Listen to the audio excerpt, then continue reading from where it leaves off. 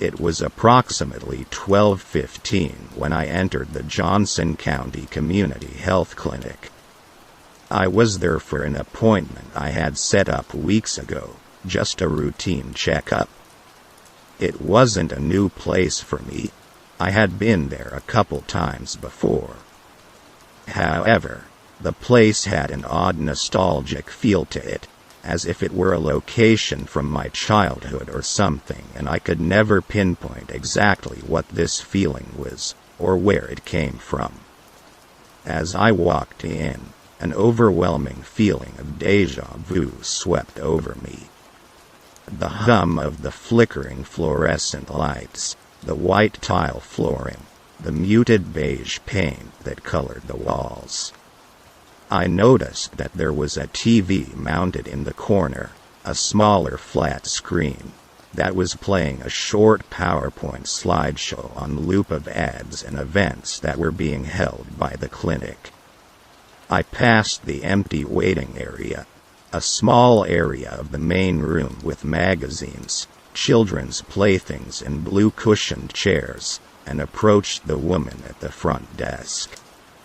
She was sitting in her bluish-gray office chair, looking at a spreadsheet on the same Windows XP desktop they've had since 2008.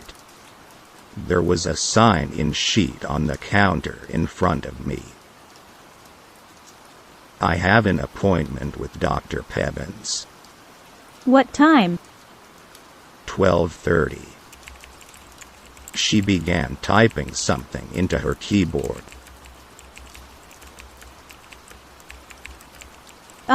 Yes. Gary Johnston? Yes. Yes, they'll tell the doctor. Please fill this out. She handed me a clipboard which held a simple fill-out form. I walked back to the waiting area, took a seat, and began to fill out the form.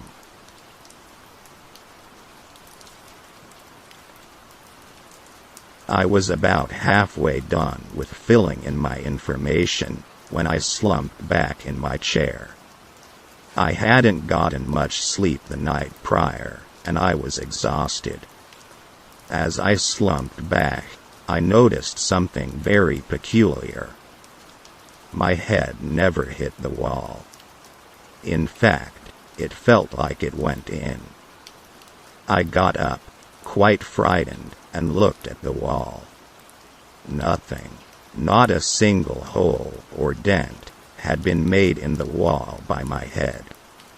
So, I reached to touch the wall, and my fingers went through it. I recoiled in shock. What the hell was that? I thought, as I reached to touch the wall again, only to find my fingers clipped through once more. Then, suddenly, I lost my balance, tripped, and fell directly through the wall. I fell face first onto some dirty tan carpeting. Upon getting back up, I realized that I was in a completely different room. Well, not really a room, per se. More so a set of rooms, all of which were connected by openings. The walls were covered in gross tan patterned wallpaper. There was also an overwhelming stench of moist carpet. I turned back around and tried to put my hand back through the wall, and it wouldn't go through. I looked back into the room. There were no windows, no doors, nothing on the walls. Other than that disgusting wallpaper, of course. It was completely empty, aside from a singular plastic blue school chair.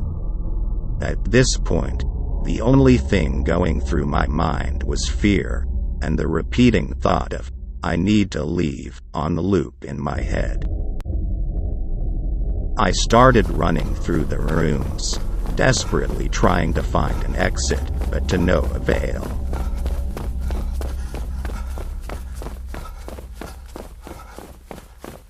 There was no exit. Was this my permanent location until I died? No, There had to be a way out. I wasn't just going to be left here, right? Eventually someone would notice that I was gone. But nobody did. Then, in the distance, I heard footsteps, but not those of a human's, at least not a normal human. Alongside the footsteps was a gurgling snarl, like that of an angry animal. I began to run. I ran as fast as I could from whatever the hell was approaching me. I didn't want anything to do with it. I ran for what seemed like forever, but I was always back in the same room I started in. At least, it looked like the same room. Not that I could tell them apart.